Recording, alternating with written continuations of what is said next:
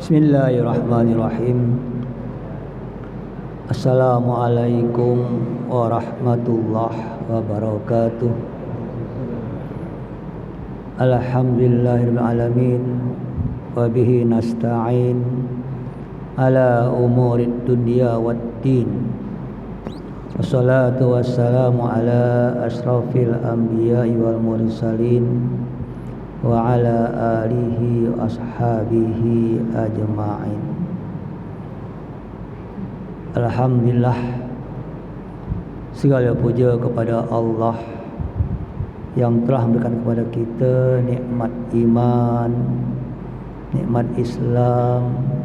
Allah tetapkan iman kita dan Allah kuatkan Islam kita.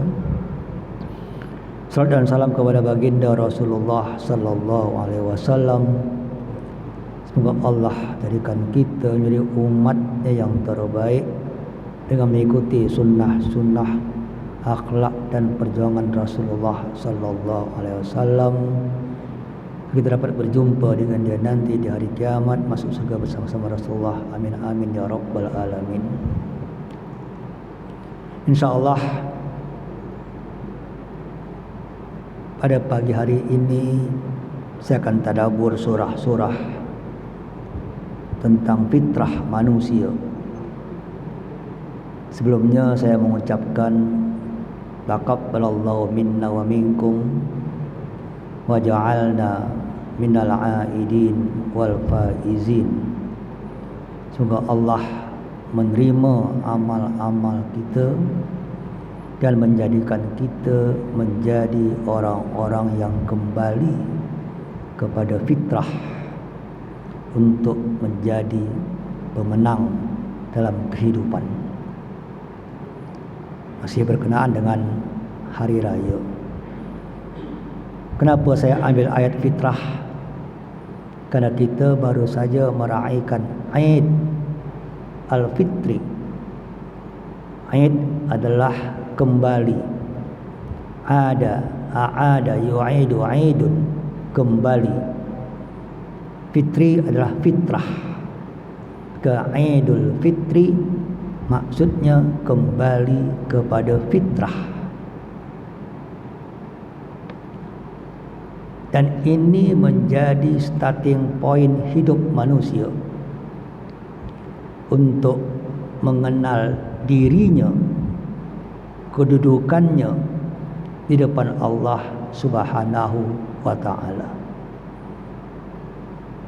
Sebab itu maka ijtihad ulama Nusantara menjadikan lafaz minal aidin wal faizin menjadi lafaz yang diucapkan pada waktu Idul Fitri.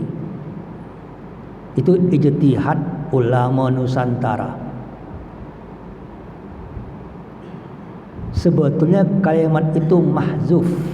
Ada kalimat mahzuf, kalimat yang tak nampak dalam kalimat tersebut.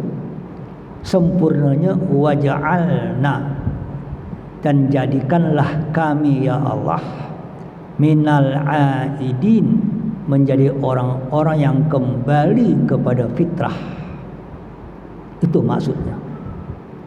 Sehingga dengan kembali kepada fitrah, waja'alna minal faizin, kami menjadi orang yang faiz, pemenang, johan dalam menghadapi kehidupan. Telah makna daripada minal aidin wal faizin yang kita ucapkan pada setiap hari raya.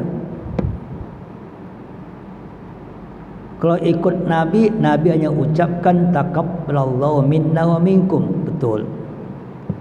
Itu doa supaya amal kita yang telah lalu Allah terima. Lebih hebat lagi orang Melayu menjadikan taqabbalallahu minna wa minkum untuk ucapan setiap penutup majlis. Lebih hebat lagi. Setiap majlis taqabbalallahu minkum, taqabbal ya karim. Itu juga ijtihad ulama Melayu. Di Arab tak ada. Di Arab tak ada kalimat itu. Di Arab apa kalau hari raya? Kullu amin wa antum bi khairin. Itu pun bukan hadis, itu budaya Arab.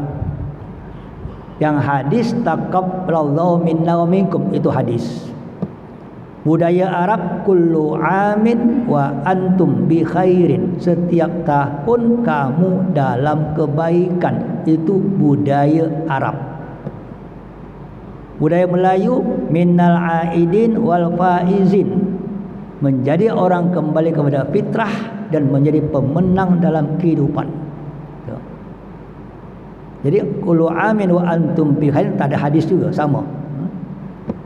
Macam sekarang kita kata Aid Mubarak, lebih tak ada hadis lagi. Aid Mubarak boleh kata tahniah, tak salah, tapi hadis tak ada. Suatu yang tak bercanggah dengan Quran dan hadis dibolehkan sebagai budaya, bukan agama. Sebagai budaya.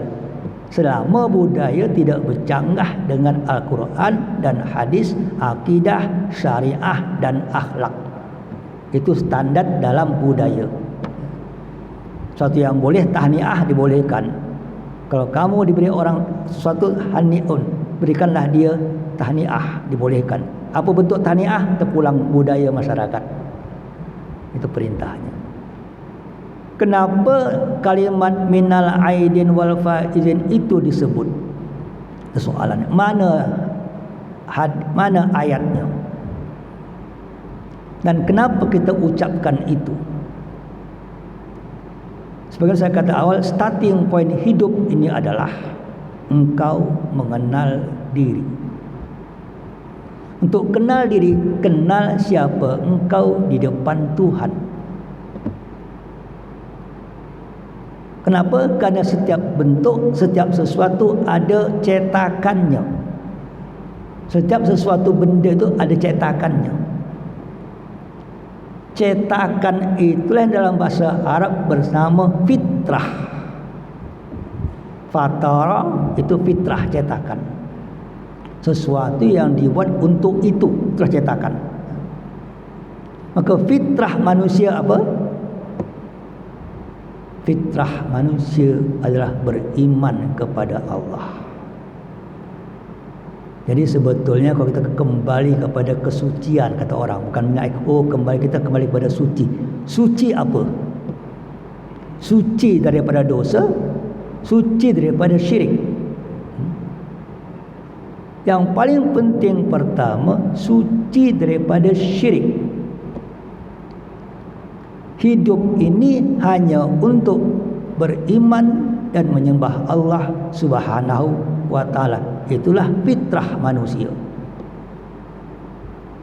Dalam surah Al-A'raf 172. Wa idza akhadha rabbuka min bani Adam min zuhurihim dzurriyyatahum washhadahum ala anfusihim alastu birabbikum qalu bala syahidna an taqulu yaumal qiyamati inna kunna an hadza ghafilin aw taqulu innama asyraka abauna min qabl wa kunna dzurriyyatan min ba'dihim afatuhlikuna bima fa'alal mubtilun wa kadzalika nufassilul ayat wa la'allahum yarji'un. Al-A'raf 172, 173, 174. Inilah fitrah manusia. Ingatlah, kata Allah, ingatlah. Apa yang diingat? Akhadha rabbuka min bani Adam min zuhurihim. Pada waktu Allah mengambil janji daripada semua anak manusia, daripada tulang-tulang sulbi mereka, daripada punggung mereka, ambil tulang sulbi mereka, zurriyatahum, dan sama anak cucu Adam seluruhnya. Sejak Adam, setiap namanya manusia, anak cucu Adam sampai kiamat, telah diambil janji oleh Allah semua. daripada tulang sulbi Adam. Semuanya DNA semua manusia dalam alam roh. Apa janjinya? Washhadahum ala anfusihim, dan janji itu telah mereka saksikan dengan diri mereka sendiri. Sudah syahadat. Waktu kita dengan Adam tulang sulbi sudah syahadat. Alastu birabbikum, bukankah aku Tuhan kamu? Allah bertanya kepada semua manusia, bukankah aku Tuhan kamu? Semua manusia menjawab, bala, betul ya Allah, engkau Tuhan kami. Syahidna, kami bersaksi. Ingat, semua manusia telah syahadat di depan Tuhan bahwasanya dia mengakui Allah sebagai Tuhan. Baik manusia itu beriman atau kafir di dunia, seluruhnya telah ada perjanjian roh, perjanjian tulang zuriat anak Adam semuanya. Janji iman kepada Allah. Ini fitrah manusia. Allah ingatkan kita dengan ayat. Kita diingatkan dengan membaca minal aidin, kembali kepada fitrah. Apa fitrah engkau? Beriman. Kenapa Allah buat ayat ini dalam Al-Quran? Kenapa Allah sampaikan ini kepada kita dalam? Karena kalau kita tak baca Quran, tak tahu kita telah berjanji depan Tuhan. Inilah ayat yang menyampaikan informasi kita telah beriman kepada Allah. Kenapa Allah sampaikan antakulu yaumal qiyamati inna kunna an hadza ghafilin, supaya jangan sampai engkau nanti berkata pada hari kiamat, ya Tuhan, kami lupa dengan janji ini. No excuse. Tak ada alasan untuk lari daripada Tuhan. Tidak ada satu pun alasan yang boleh engkau ajukan depan Tuhan untuk engkau ingkar kepada Tuhan. Kenapa? Engkau sudah janji. Tengok. Supaya engkau tak lupa, Allah teringkan ayat ini.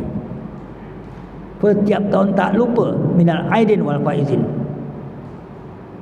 Ingat. Au taqulu innama asyraka abauna min qablu wa kunna dzurriyyatan min ba'dim, dan atau engkau berkata nanti, ya Tuhan, orang tua kami syirik dan kami hanya anak cucu mereka, kami ikut orang tua kami, tak salah kami syirik. Tak, engkau telah janji. Walaupun orang tua engkau syirik, kafir, engkau telah janji. Tak ada alasan. Quran cakap. Apa tuhlikuna bima fa'alal mubtilun? Kami akan dihancurkan dengan perbuatan orang tua kami yang salah. Tetap. Kenapa? Karena engkau sudah dibagi tahu. Karena engkau sudah diberitahu bahwasanya sudah ada janji manusia kepada Tuhan beriman kepada Allah. Wa kadzalika nufasilul ayat. Demikianlah kami terangkan ayat ini. Wala'allahum yarji'un, supaya mereka kembali kepada Allah. Kalimat kembali, aidin kembali, ini pun kembali. Jadi Allah terangkan ayat ini supaya manusia kembali kepada Allah. Dengan adanya ayat ini, apakah salah ulama Melayu berijtihad mengingatkan kita kembali kepada fitrah pada setiap hari raya, apakah salah? Kerana kita takut lupa, kerana kita akan kembali kepada kehidupan. Inilah fitrah pertama, fitrah beriman kepada Allah. Sebagaimana hadis mengatakan bahwasanya kullu mauludin yulalu alal fitrah, setiap anak itu dilahirkan dalam fitrah. Saya tidak mengatakan suci. Kalau suci pahaman lain, kalau fitrah pahaman lain. Suci itu kau kata suci tak punya dosa itu ya. Kalau fitrah beriman, maka setiap anak dilahirkan dalam keadaan beriman. Perhatikan, fitrah beriman. Fa abawahu, maka kedua orang tuanya lah yuhawidanihi, yang menyahudikan dia, ayu majisani, atau memajusikan dia, ayu nasirani, atau menasranikan dia. Tengok, maka saya tak kata suci, saya tak pakai. Kalau suci orang lain makna. Suci kita kosong. Kalau orang barat kata kosong, tabula rasa dalam psikologi. Maka ini bahaya. Kenapa? Kalau pakai tabula rasa kosong, dia kata orang liberal, anak tak boleh diisi sampai dia balik. Ini orang liberal. Maka kalau kau paksa anak beriman, kau masuk report polis, kata orang liberal nanti.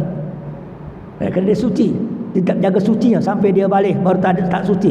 Maka jangan kau paksa anak kau solat waktu umur 7 tahun. Jangan paksa dia, jangan khitan dia waktu ada kecil, kerana kau dah paksa dia dalam agama. Tak boleh. Anak tu fitrah kosong. Tak. Kerana kalimat kosong, kalimat suci dipakai liberal untuk merusak anak kita hari ini.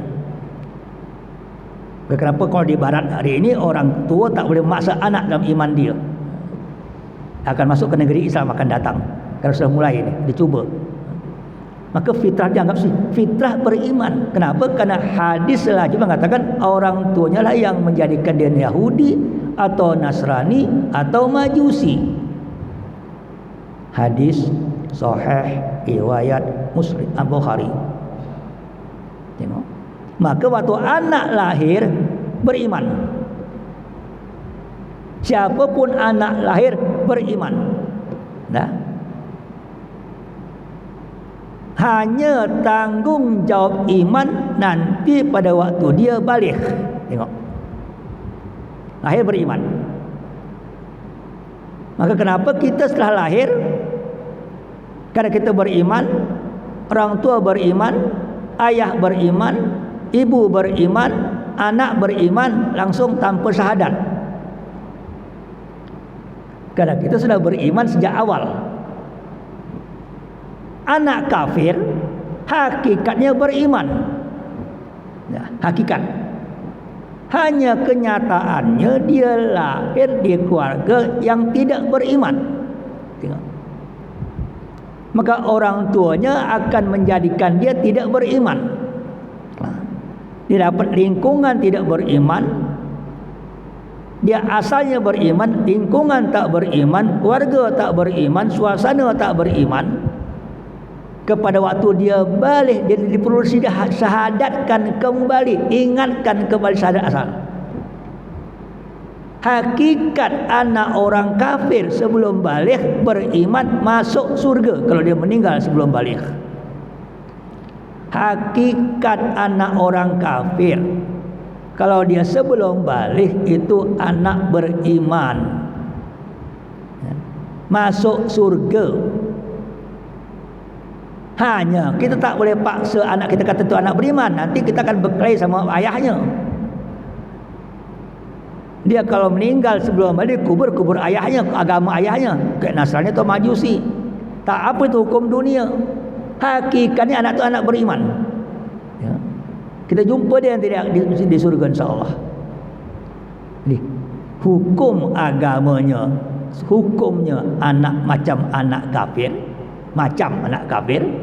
dikubur di kabur orang kafir kalau dia meninggal sebelum balik, tapi hakikatnya dia anak beriman. Kalau kita pakai hakikat untuk hukum dunia dengan anak kafir, kita akan berkelahi dengan orang kafir. Tak. Supaya faham. Jadi, hakikat itu anak beriman. Jadi fitrah kita fitrah beriman. Hanya waktu anak telah balik, di sini ada taklif. Taklif itu tanggung jawab. Kenapa orang dulu, budaya kampung kita dulu, kita dikhitankan bila umur kita 12 tahun, 13 tahun. Kenapa? Karena upacara khitan Melayu zaman dulu, upacara khitan sebagai juga upacara untuk mengatakan kepada orang kampung, anakku sudah balik. Tuh. Macam kita kahwin, diraikan. Kenapa? Mengatakan kepada orang kampung, anakku sudah kahwin. Jadi kalau ada jumpa kau di jalan berdua sama perempuan, itu anak sudah kahwin. Jangan kau ganggu. Sama juga waktu anak balik dikhitankan oleh orang Melayu zaman untuk mengisytiharkan kepada masyarakat, anakku sudah balik. Apa kewajibannya? Kalau anak sudah balik, berarti anak sudah tanggung jawab dengan dosa dia sendiri. Satu. Yang kedua, masyarakat punya tanggung jawab untuk menegur dia, berikan nasihat kepada dia kalau dia buat salah atau buat dosa. Itu dia. Masyarakat punya kewajiban untuk menegur dia atau menasihati dia kalau dia berbuat yang tidak baik di luar rumah. Itu tujuannya. Maka orang dulu buatlah khitan itu umur 12 tahun, 13 tahun, diraikan, pakai pelaminan, macam-macam. Dulu kecil, sekarang dah tak pakai lagi, dah hilang budaya itu. Tinggal umur 1 bulan dah khatan, dah langsung di rumah sakit khatannya, dah silap dah. Ada sesuatu nilai, okay? Apa? Nilai masyarakat ikut bertanggung jawab pada perkembangan anak kita dalam hal perbuatan-perbuatannya. Setelah kita isi anak kita dengan iman dalam rumah, waktu dia keluar rumah ada tanggung jawab. Tapi hari ini konsep balik berubah. Balik bebas, balik free. Sebagai ikut barat. Orang barat anak balik 18 tahun bebas, buat apa saja terpulang kau, dosa-dosalah engkau sendiri dah. Salah konsep. Balik itu adalah tanggung jawab. Kita balik dan akil. Akil dan balik, kau dah tanggung jawab, wajib berakal. Sekarang kita banyak balik tak akil. Udah balik tapi belum berakal, tak tahu di mana betul salah, tak tahu. Dulu orang wajib akil apa? Tahu berakal, tahu mana baik, mana buruk, mana benar, mana salah, mana hukum syariat, mana bukan syariat, tahu. Itu akil namanya. Itu konsepnya. Kembali kepada fitrah beriman kepada Allah Subhanahu wa taala. Itu fitrah yang pertama. Secara dalaman, waktu dia sampai balik, apa fitrah yang kedua? Fa'akim wajhaka lid-dini hanifa fitratallahi allati fataran nas 'alaiha la tabdila li khalqillah dzalikad dinul qayyim. Rum 30. Fa'akim wajhaka lid-dini hanifa, tegakkanlah wajah engkau kepada Allah dengan lurus, pada agama Allah dengan lurus. Tegakkan, aktif. Kalau tadi masih pasif imannya, ini aktif. Iman aktif dengan menegakkan wajah kepada Allah. Tegakkan, fa'akim wajhaka lid-dini hanifa fitratallahi allati fataran nasu 'alaiha. Itulah fitrah yang Allah tetapkan pada manusia, memang diciptakan untuk itu. Ini dia kalimatnya. Jadi fitrah beriman, fitrah menegakkan, menjalankan agama Allah. Zalikat dinul qayyim, itulah agama yang lurus. Ini pun fitrah. Fitrah iman, fitrah ibadah, fitrah taat. Inilah konsep. Zalikat dinul qayyim. La tabdila li khalqillah. Tidak ada perubahan dalam penciptaan Allah. Maka kita ucapkan lagi dalam solat. Kenapa? Untuk memahami makna ini. Inna solati wa nusuki wa mahyaya wa mamati lillahi rabbil alamin. Itu pernyataan kita kepada Allah 5 kali sehari. Solatku, nusukku. Apa nusuk? Aktiviti selain solat. Banyak salah terjemahan nusuk. Nasaka itu jalan, nusuk itu perjalanan hidup. Apa saja yang kau buat dalam hidup engkau, nusuk namanya. Kenapa sekarang aplikasi untuk haji nusuk namanya? Jadi aplikasi haji pun nusuk itu. Nanti orang kata itu aja nusuk. Tak, nusuk itulah jalan. Jalan hidup. Semua gerak, semua langkah, semua ucapan, semua pendengaran, nusuk. Inna solati wa nusuki wa mahyaya, hidup aku sepenuhnya, wa mamati, dan sampai aku mati, lillahi rabbil alamin, hanya untuk Allah semata-mata. Tengok, kalau orang hidupnya untuk Allah, matinya untuk Allah, gerakannya untuk Allah, ekonominya untuk Allah, pindahnya untuk Allah, perasaannya untuk Allah, geraknya untuk Allah, baru dia beribadah kepada Allah. Tengok, baru jadi Muslim full time, menyerahkan diri kepada Allah sepenuhnya, Muslim full time. Kita kadang-kadang Muslim sometime atau Muslim anytime. Yang paling teruk no time. Kata ulama, minal aidin, kembali engkau kepada fitrah. Engkau sekarang berapa fitrah engkau? Full time atau anytime atau sometime? Berapa peratus iman kita hari ini? Berapa peratus Islam kita hari ini? Apakah Islam hanya masjid? Atau office hilang Islamnya? Atau niaga hilang Islamnya? Tipu orang semuanya? Mana Islam kau? Mana fitrah engkau sebagai manusia beribadah kepada Allah? Karena bagi Islam, semua yang kau lakukan dalam hidup ini dengan landasan iman untuk menghadapkan kepada Allah, itu namanya ibadah. Semua aktiviti yang kau lakukan dengan landasan iman kepada Allah dan untuk mengharapkan wajah Allah, itu dia ibadah. Maka kenapa inna solati wa nusuki wa mahyaya wa mati lillahi rabbil alamin la syarika lahu. Oh, tengok, aku tidak pernah syirik ya Allah. Kembali kepada iman kan? Tak syirik.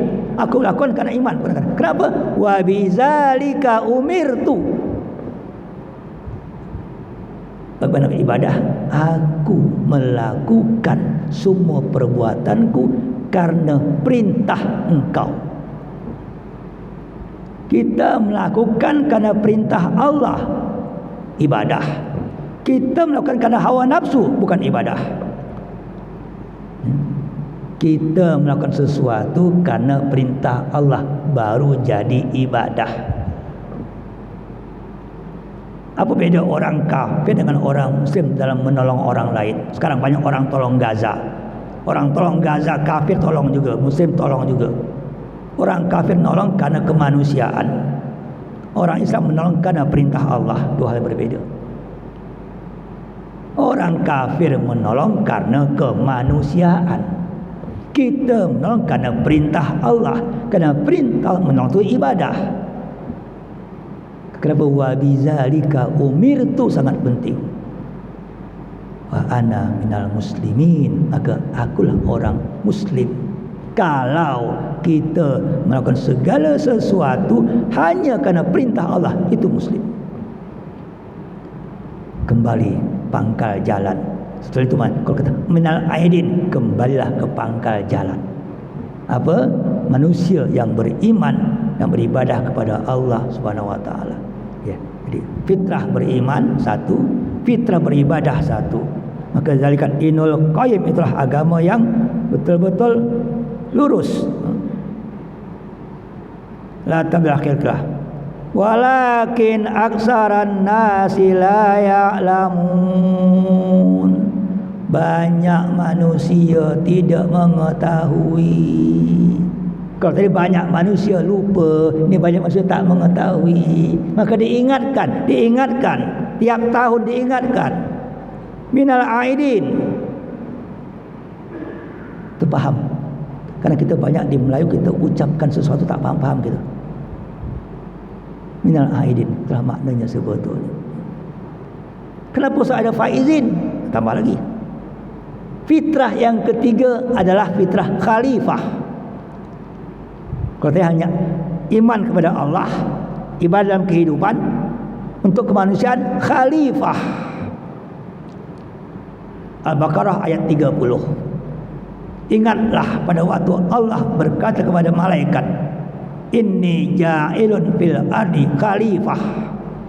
Hai manusia, aku akan jadikan khalifah di muka. Maka khalifah adalah fitrah kita. Setiap manusia wajib jadi khalifah. Apa khalifah? Orang yang berkuasa di muka bumi, melaksanakan perintah Allah. Itulah khalifah. Pengganti Allah di muka bumi untuk mengatur bumi, CEO bumi kalau kata. Itulah khalifah. CEO bumi. Engkau Allah bagi amanah, urus bumi dengan baik. Ini petunjuk aku, urus. Inilah fitrah khalifah. Dan siapa saja yang melaksanakan fungsi khalifahnya di dunia, fungsi khalifah, fitrah khalifah, maka dia pasti berjaya di dunia. Dunia dia dapat, akhirat dia dapat, kalau dia kembali kepada fitrah khalifah. Sudahkah kita melakukan fitrah khalifah? Sudah berapa peratus fitrah khalifah kita lakukan hari ini? Engkau makan ekonomi pakai khalifah Allah, bukan khalifah Allah, atau engkau ikut orang kafir? Engkau berpolitik ikut perintah Allah atau pakai sistem orang kafir? Kau hidup ikut sistem Allah atau ikut orang kafir? Khalifah belum. Kalau kau orang khalifah Allah, ikut perintah Allah dalam keluarga, dalam masyarakat, dalam ekonomi, dalam budaya, dalam politik, dalam semuanya. Khalifah Allah. Sudah belum? Kalau belum, back to basic. Karena kalau kau balik kepada khalifah, engkau akan menjadi pemenang. Yakin. Kerana fafatahna, kami akan bukakan semua keberkatan langit dan bumi kalau engkau beriman, beramal soleh. Janji Allah. Kalau umat Islam jadi khalifah, dunia dapat, akhirat dapat, pemenang dia. Janji Allah. Kenapa sekarang tak menang-menang? Kita lupa dengan tugas khalifah kita. Tugas. Karena khalifah ini fardu kifayah, ibadah fardu ain. Ya. Fardu kifayah, suatu yang wajib dilakukan bersama, berjamaah. Itu khalifah.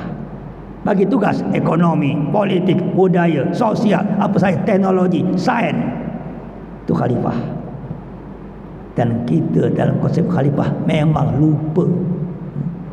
Kita anggap dah cukup aku hidup. Tak. Engkau wajib menjadikan Islam sebagai pemenang di muka bumi. Orang Islam wajib menguasai dunia.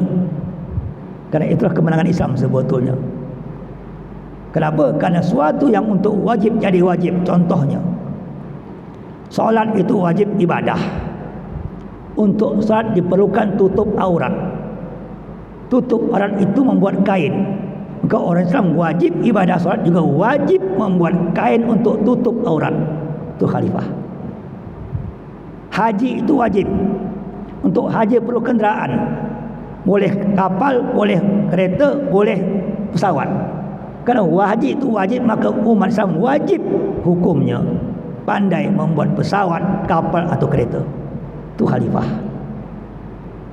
Hari ini kita tak jadi khalifah, kita tak jadi imam, kita jadi makmuman lil kafirin. Makmum untuk orang kafir dalam dunia. Harusnya kita menjadi orang pemenang dalam dunia, minal faizin. Bayangkan kalau faham makna minal faizin, orang Melayu faham, hebat orang Melayu. Dia Melayu ucapan tak faham juga dia. Tak tahu makna, tak faham, tak tahu buat. Harusnya tahu faham, tahu makna, dapat berbuat. Maka kenapa untuk minal untuk jadi faizin? Pertama, networking system. Untuk jadi faizin networking system, engkau kenal kawan engkau, kenal saudara engkau, kenal jiran engkau, kenal siapa kolega engkau.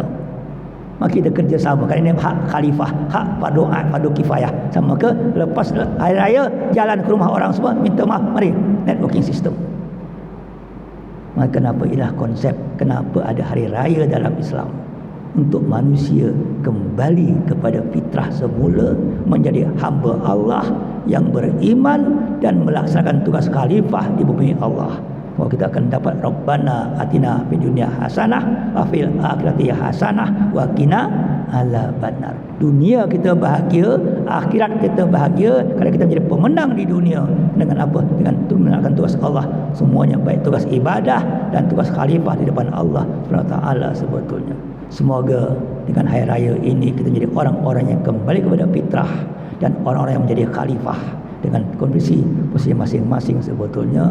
Allah alam sawal alim nama yang fauna warjuna uluman tanfauna wa aril haqqa haqqan warjuna tiba'ah wa la ilaha illa anta nastaghfiruka. Wassalamualaikum warahmatullahi wabarakatuh.